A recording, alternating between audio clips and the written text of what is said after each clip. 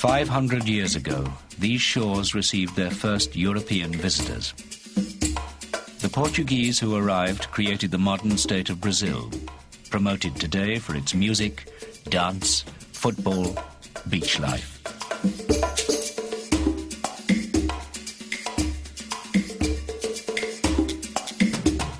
But this image hides a less appealing past.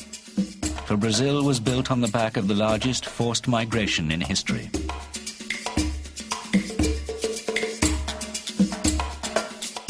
North America is well known for its slave-owning past, but this South American country received 10 times as many, 4 million Africans. Why did Brazil become the world's largest slave-owning country? Why does it rank among the cruelest regimes of the past few centuries? Why is it a story that some still prefer not to tell? Slavery is an inconvenient history for the Brazilian elite. There is no doubt about that. And they don't want this issue to be discussed.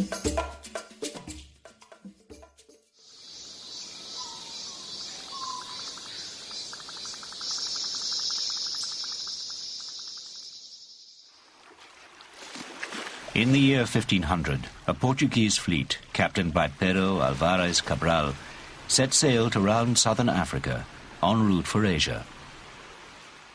Portugal was a tiny country. It only had a population in total of just over 1 million. So for them to send a big fleet was a vast effort. And Portuguese got to Brazil almost by accident. It was a large fleet on its way to India to get spices. And it was blown rather farther west than usual, and then they saw land birds, and they followed them and made a landfall on what's now Brazil.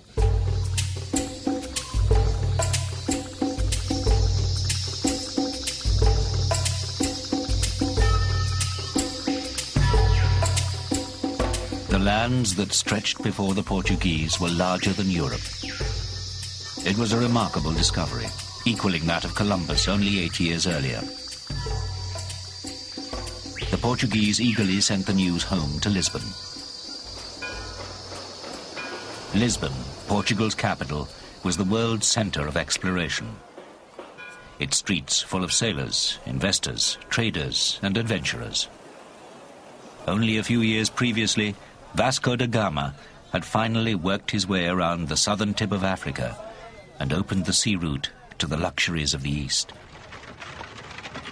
Even though this people is the smallest of all the globe, that globe does not seem large enough to satisfy it. As soon as they have sailed along the coast, they take possession of it and consider it a conquest. Parmentier, French captain.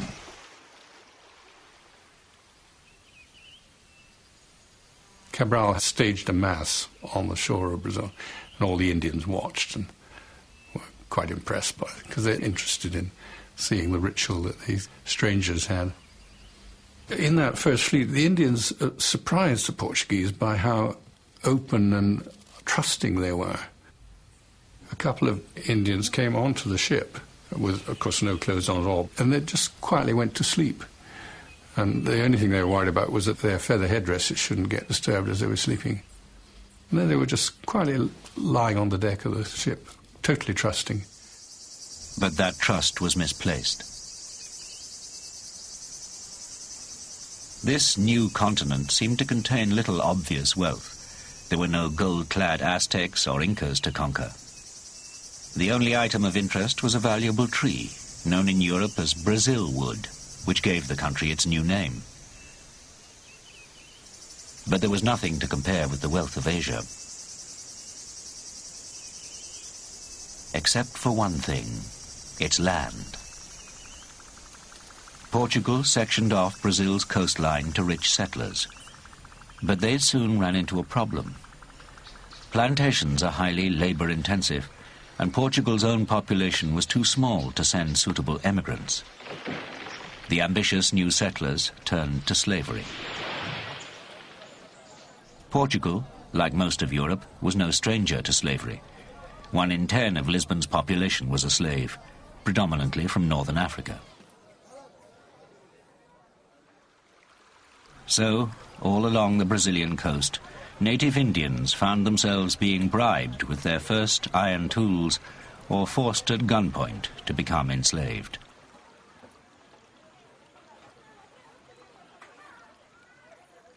It's completely anathema to them, to a tribal Indian.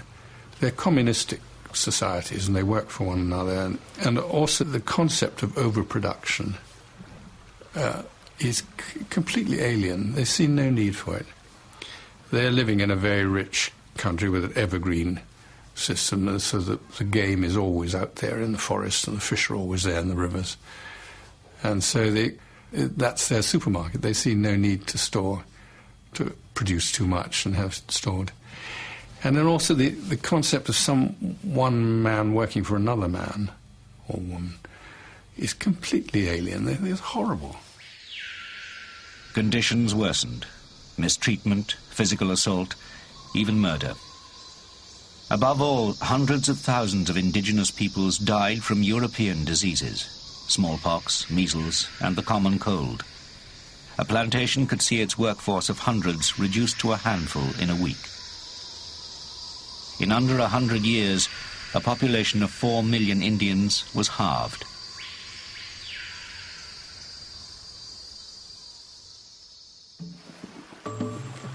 So by the year 1600, the Portuguese, requiring an alternative labour force, had turned to Africa. Portugal had recently colonized southwest Africa, including modern Angola. Only 40 days sailing across the Atlantic, this was now to become, in effect, a people factory.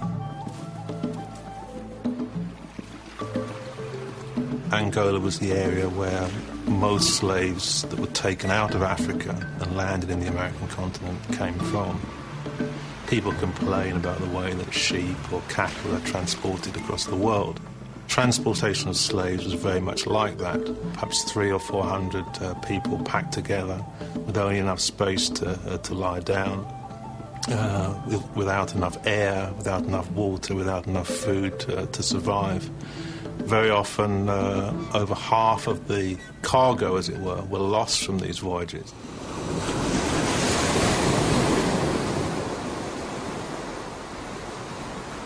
On board ship, in miserable conditions, the terrified slaves remain for weeks, months, and the great number of them who die is unspeakable. The Oliveira Mendes, doctor. Many vessels, after they arrive, are abandoned from the impossibility of getting any person to clean them. Dr. J. Cliff, slave trader. A ship enters from Angola and on a single day unloads 500, 600, or perhaps 1,000 slaves. The masters were few, the slaves many. The masters feasting, the slaves dying of hunger. The masters swimming in gold and silver, the slaves weighted down with irons. Vieira, Jesuit priest. The Portuguese treated Africa as an infinite resource. So they just imported and imported and imported in the assumption that there would be the tap would never be turned off. A man went around with a hot iron and branded us the same as they would the heads of barrels or any other inanimate goods or merchandise. Gardo Bakaka, African slave. Almost every house in this place is a large warehouse where the slaves are deposited and customers go to purchase. When one was ordered, he came forward, threw his arms over his head, stamped with his feet, shouted to show the soundness of his lungs, ran up and down the room and was treated exactly like a horse. And when done, he was whipped to his stall. Walsh, traveller. Gradually, by the end of the 16th century, the plantations build up their wealth, are able to afford to buy foreign slaves who are not going to escape as readily, and to replace the Brazilian labour that has been used hitherto. And so Brazil becomes the great slave-using colony. What exactly were these slaves being used for? What was the commodity that caused the Portuguese to colonize these lands as quickly as they could? The answer is sugar. 5 centuries ago, this simple plant was among the most valuable items in Europe. Known since the time of Alexander the Great, sugar was highly valued as spice, medicine, and sweetener. In a world without refrigeration, anything that could mask the taste of rotting food could, literally, be worth its weight in gold. Plantations in Europe had been small and often of poor quality. The vast lands of Brazil offered massive opportunities. Huge quantities of processed sugar were shipped to ports like Antwerp, Amsterdam, and Venice.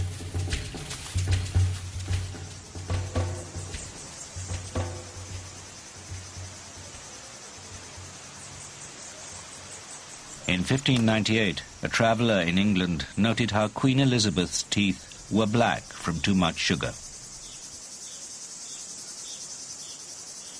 The cause of a queen's poor dentistry was the source of Portugal's new wealth. Sugar was Brazilian gold. Ser dono de engenho de açúcar, para os valores do século XVII, being a sugar mill owner in the 17th century was like being the owner today of 3, 4, or 5 oil wells. Era realmente investimento. People were making fortunes, huge amounts of money, out of the business of sugar. Que havia no negócio do açúcar.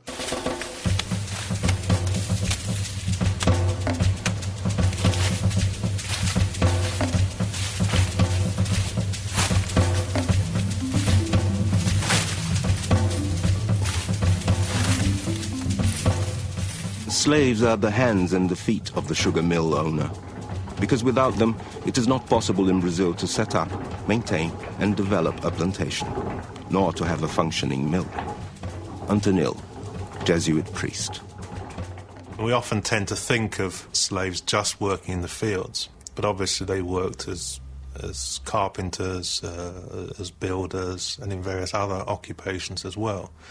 They'd probably work from sunrise to sunset, sometimes 18 or 20 hours a day. It was said that slaves only needed 3 things: bread, cloth, and a stick. In other words, a stick to be beaten with, enough bread to survive, and just a strip of cloth in terms of clothing.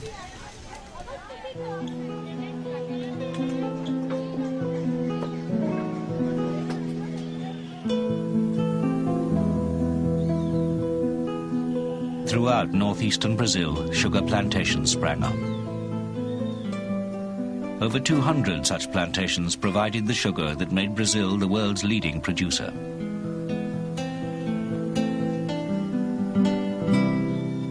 Plantation owners often lived like lords. Their slaves lived less well.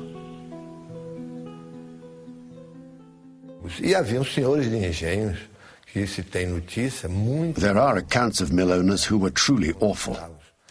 Some even committed murder. All mills had slave prisons called tronco, and there were administrators who beat the slaves with stakes.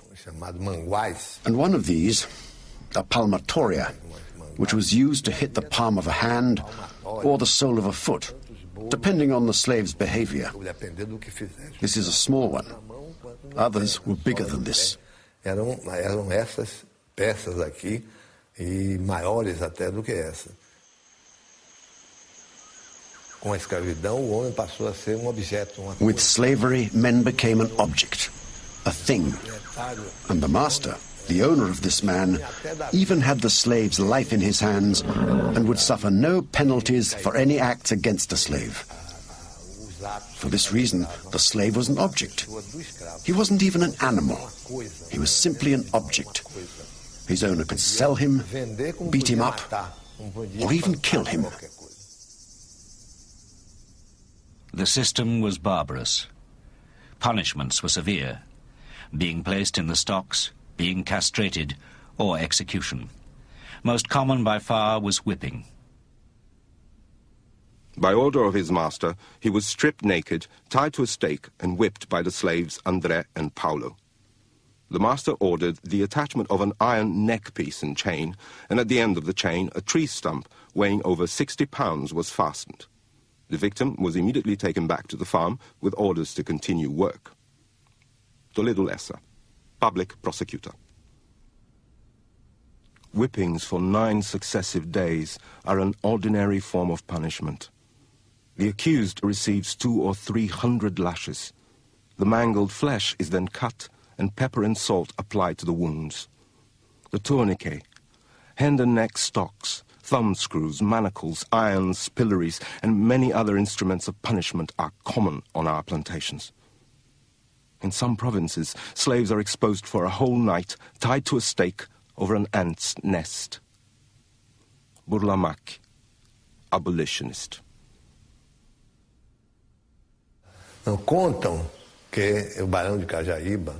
People say that the Baron of Cajaíba, who owned the Cajaíba mill near Santo Amaro, was a very mean master, a terrible master. He killed the slaves and was well known for being evil.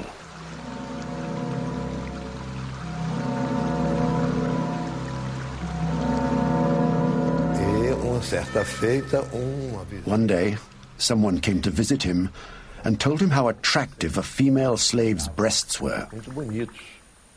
To please the visitor, as he was leaving, the Baron handed him the slave's breasts on a tray.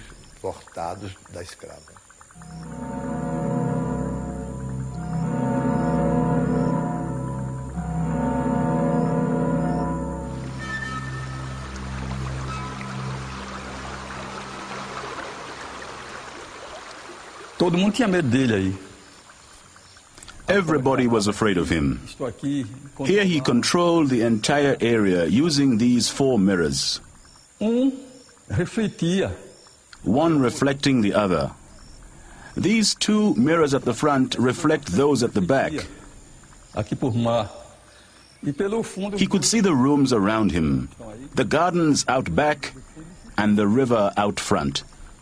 Ele reflete tudo quanto se passar aqui nas duas partes, para cá e para cá. The Baron of Cajaíba was one of many who treated livestock better than slaves. Whereas in the United States the black population rose steadily, in Brazil, despite a far greater rate of importation, it stayed the same. Life expectancy for new arrivals was a mere 6 or 7 years, and slaves born in Brazil lived, on average, only into their early 20s.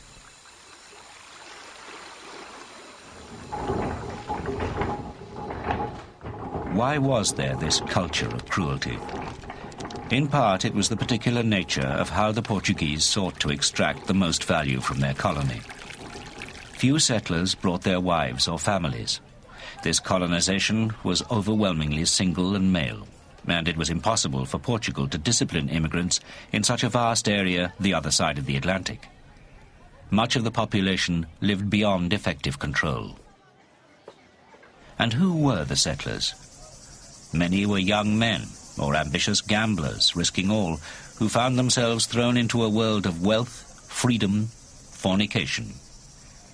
Many, too, were criminals or miscreants that Portugal preferred far from home shores. In an atmosphere lacking family, social or state restraint, slaves suffered.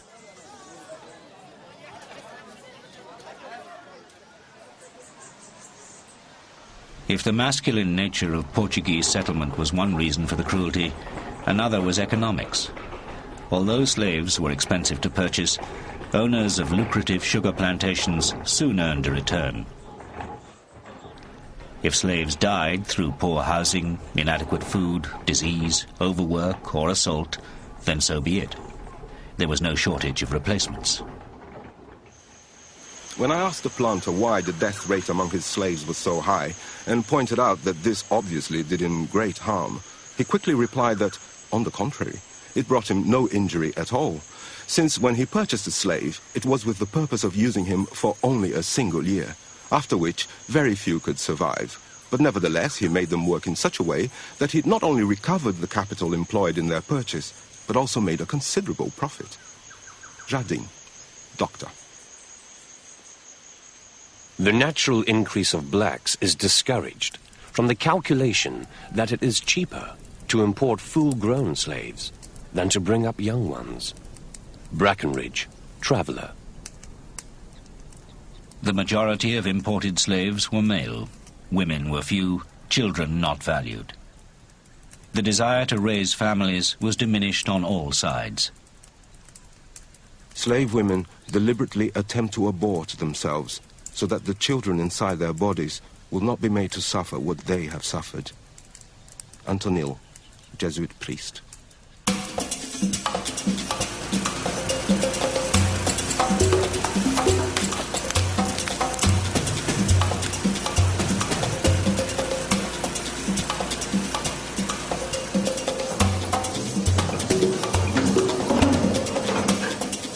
The need for slaves multiplied enormously when, in the mid-1690s, gold was discovered in the interior.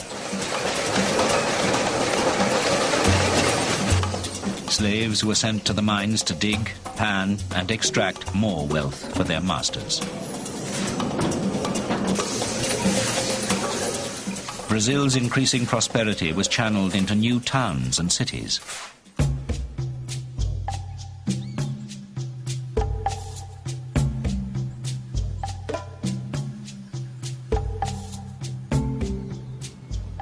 As Portugal's population remained small, continuing to send few immigrants, and other Europeans preferred the cooler climate and Protestant faith of North America, it was Brazil's black slaves that built and serviced this urban colonization.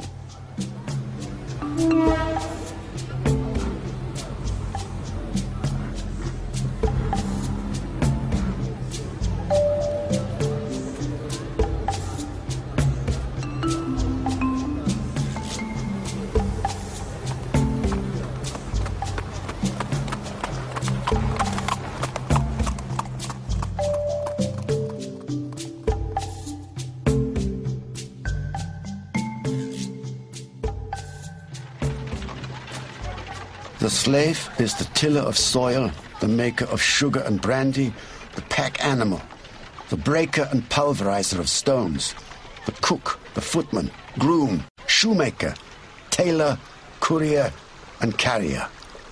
Von Eschwege, Traveller. Era o escravo que conduzia a cidade. It was the slaves who ran the city. They were the traders, they were the population, everything. They even managed the city's waste. Carregadores de excrementos. A cidade não tinha sistema Tigers were the slaves who carried excrement. The city didn't have sewers, and the excrement was thrown on the beaches. E tigre, justamente. The name tiger has nothing to do with being virile.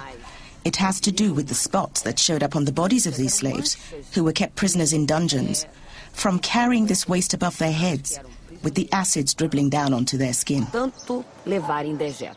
what did the women do? They cooked. They supplied workplaces with food. They sold sweets all over town, while always carrying their license plates around the neck. The ones in the center of the city, besides serving food, were used as prostitutes. Muitas eram utilizadas na prostituição. Prostitutes found easy clients among the white settlers. The Portuguese were far from home and family, and the indigenous Indian women and black slave women were both targets for sexual liaison. In the early days, Portugal was such a tiny country with only just over 1 million people, and setting out to colonize practically half the world or convert it. It was just crazy what they were trying to do.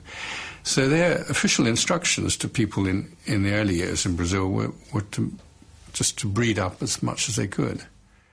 A colonização foi essencialmente masculina. In Brazil, the colonization was essentially male. The Portuguese woman, the family, did not come to Brazil. You can count on one hand the number of European women, in contrast with the number of European men.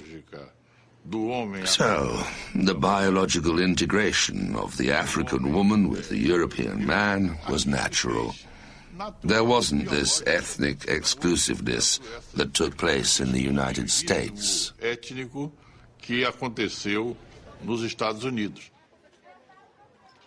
The sharp distinction between white master and black slave began to blur in a country where white men, born either in Portugal or Brazil itself, had little choice but to mix with non-white women. The Portuguese differ enormously from the British in the whole colonial enterprise.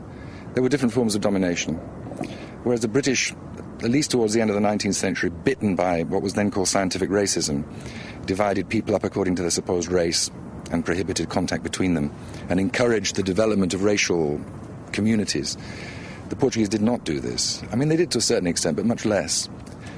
The British also fornicated, but they didn't recognize their children as such, whereas the Portuguese did, incorporated them, taught them to speak Portuguese, and I think that's the way they expanded. The extent of sexual relations between master and slave led to thousands of mixed-race children.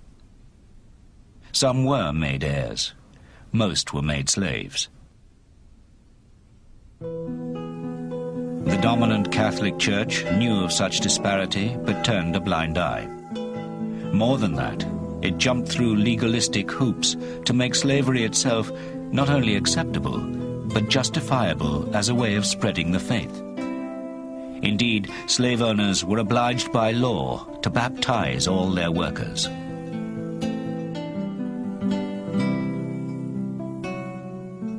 Hundreds of ornate churches were built to be used by whites and newly converted blacks.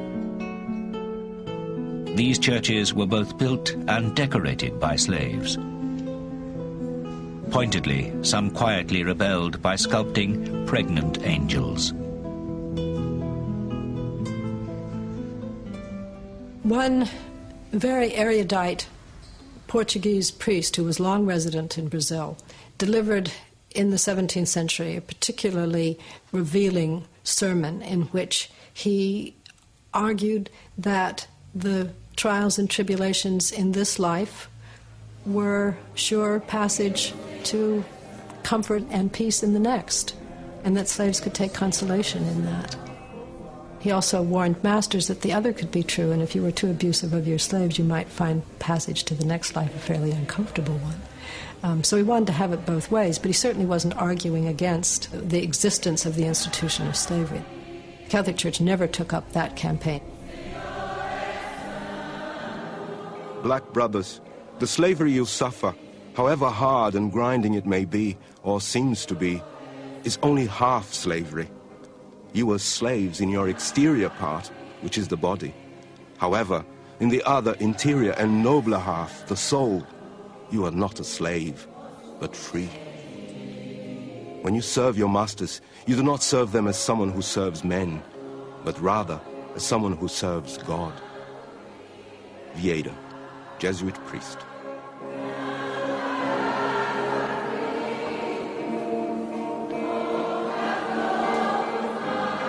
They are kept in a state of the darkest ignorance. They are baptized for form's sake, and no doubt actually worship the images of the saints as probably resembling their African gods. Cowper, British diplomat.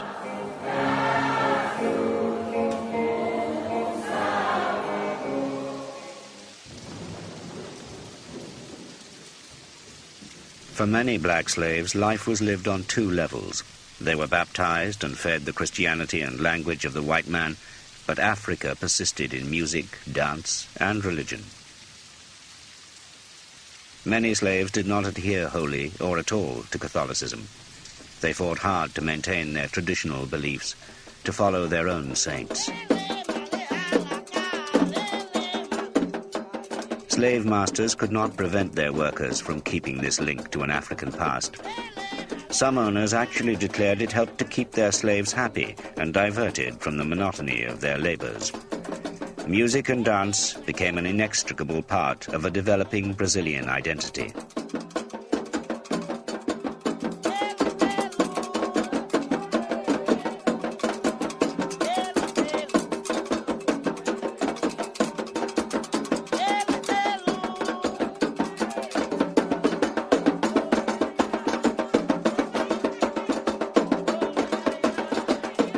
The Negroes were dripping, and yet the musicians did not cease running from one to the other and exciting them still more.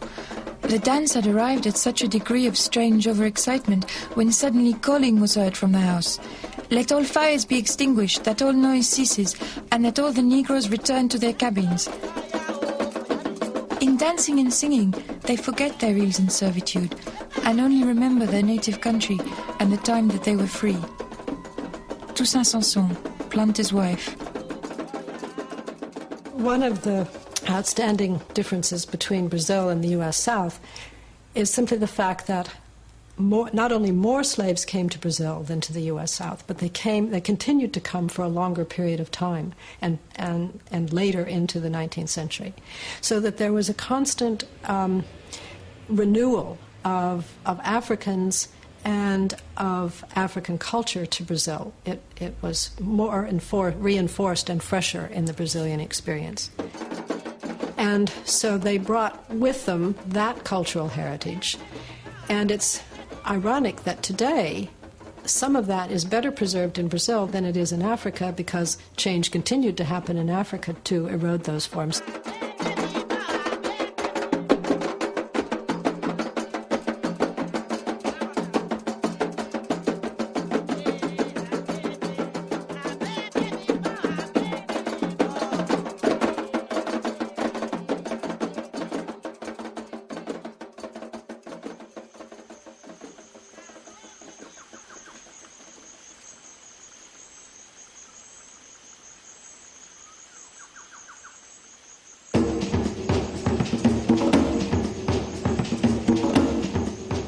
Often I have sat at night upon the threshold of the door, and I have heard the whisperings in the Negro huts, and have observed some feast or merrymaking, thus late at night, thus concealed.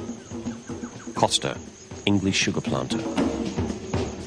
The masters suffered in the sense that they had to face their slaves every day without knowing whether they would end up alive or dead. So there was a lot of tension all the time. It was not an easy thing to be a master either because of that. They would go to bed with the belief that he could be poisoned by their slaves. There would be a revolt.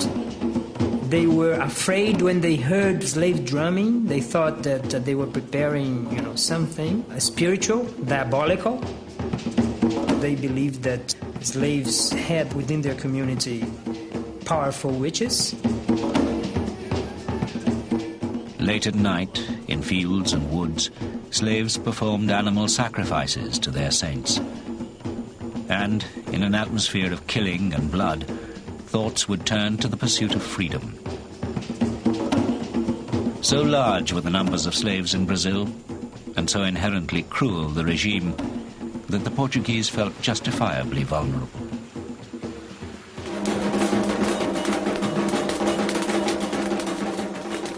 By the early 1800s, occasional revolts were occurring. Resistance varied. Some slaves broke machinery, others set fire to crops, some simply went on strike. One group in 1806 refused to work and made these demands. If my lord also wants our peace, he must agree to the following. Friday and Saturday to work for ourselves. Give us casting nets and canoes. More flour. Reduce the daily quota of sugarcane we must cut. More men to cut the wood. Someone to tend the fire at the kettles.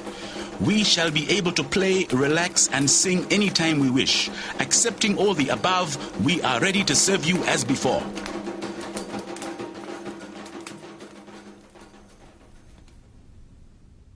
Other slaves expressed their discontent by fleeing. But to where?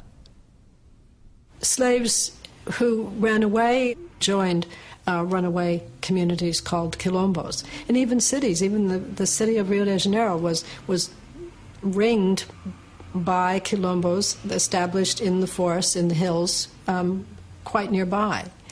And some of these became, had a long life that were more or less independent.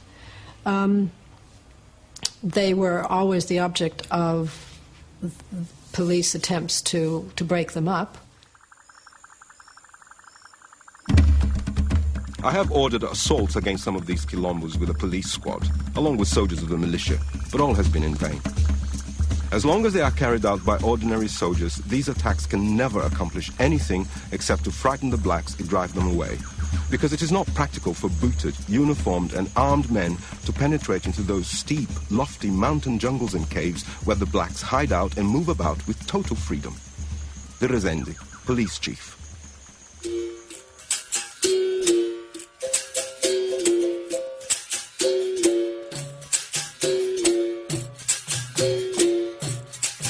In the cities, too, the Portuguese saw an increased confidence among blacks that freedom was on its way.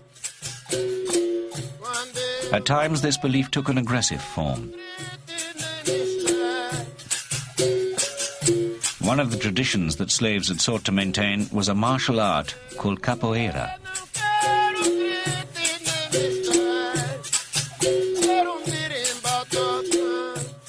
To avoid prohibition, it had been masked as a dance. But now, gangs of capoeiristas roamed the streets, using their skills to attack whites and the police. Tensions grew, and new restrictive legislation was enacted. The games which the blacks play in the streets, plazas and beaches are forbidden, under penalty of suffering from 12 to 36 lashes. Provincial law, City of Recife, 1833.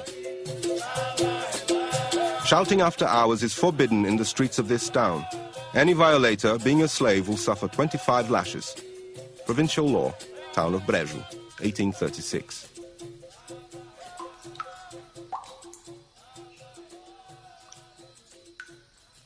Maintaining control of the slave population was becoming increasingly hard.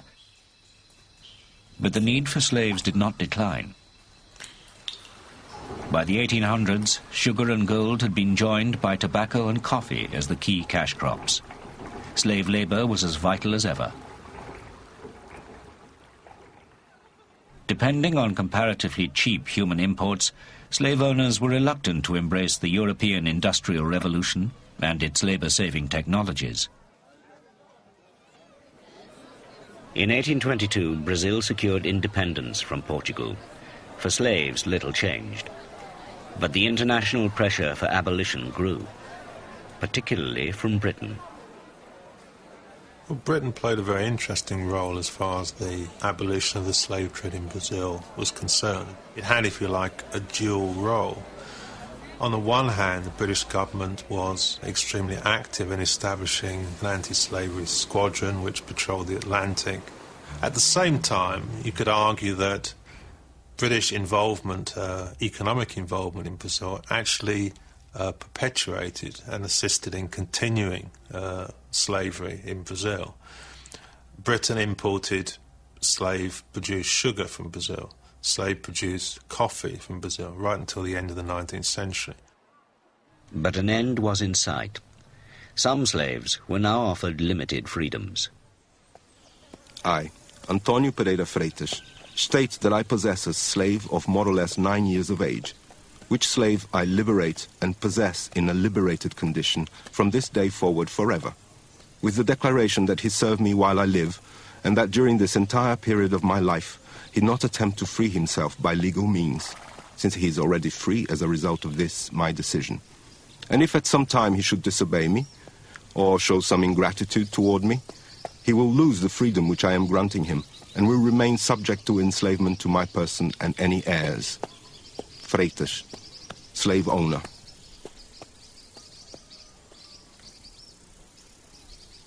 Offering conditional freedom was seen for what it was, a last gasp attempt to deflect abolition.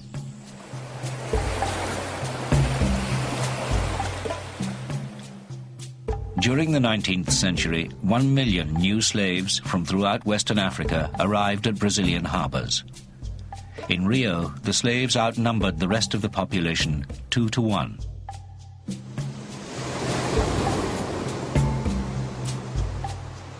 My hand shakes with indignation as I call the imperial government's attention to this trafficking. On sale are, for example, the services of Georgina, black, 1 year old, valued at 20 reis. The services of Orminda, a mulatta, 3 months old, and Leonidia, a few days old. Nabucco, abolitionist. The continued British confiscation of slave ships and its restriction on trade meant that the transportation of Africans that had begun 350 years earlier would have to end.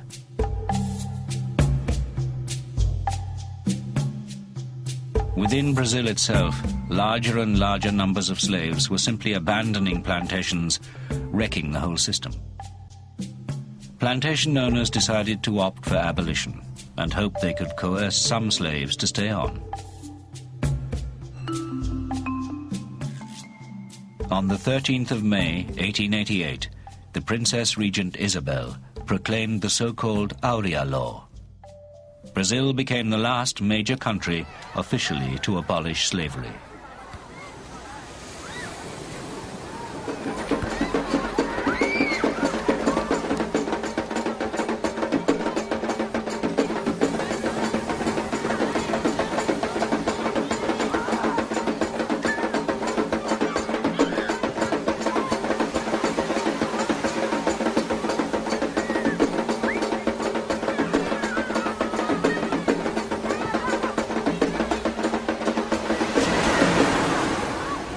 This was the final Emancipation Act, but of course even after that those who had formerly been slaves owned nothing, were given no compensation and so on, and so were forced to remain on the land or to exist in other ways. In other words, although they were legally free, they were still bound economically to the land, to the mines or the other occupations they were forced to undertake. The blacks are the ones in prisons, living in the slums, not having jobs. Nowadays, they're not slaves belonging to one master. They are slaves of the system. The executioner has changed. It's much more sophisticated. The whip is almost invisible, but it is still felt.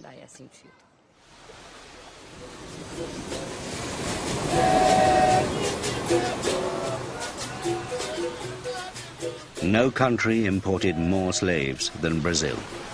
Even today, the majority of black people throughout the Americas speak Portuguese. Following abolition, there was a deliberate policy to draw in white settlers, Italians, Germans, Spaniards. But almost half of today's 170 million population remains non-white.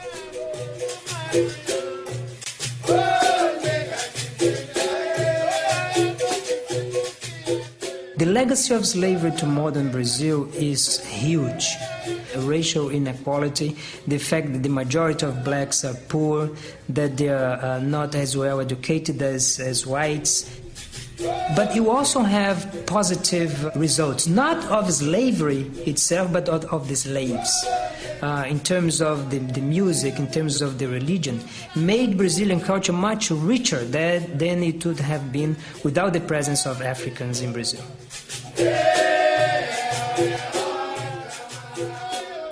The heady mix of music, religion, dance and sport can sometimes blur the less appealing legacies of slavery.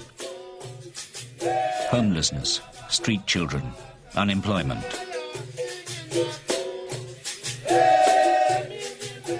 A country built on sugar has left a bitter taste in the mouths of many. Brazil looks like a colonial society, and the same elite continue to rule Brazil. And even though we now have a democratic constitution and liberal democracy and all the rest of it, the country continues to be dominated by a very small percentage of the population, mainly white. So in that sense, you know, of a small group, extremely rich, Brazil's the world's leader in inequality. And so you have this small 10% with most of the resources, and the rest condemned to, poverty. As Brazil commemorates its 500th birthday, no other country shares its racial mix. The delineation between black and white is blurred, with the overwhelming majority somewhere in the middle. But white remains the color of aspiration, and black the color of a history that some would prefer to forget.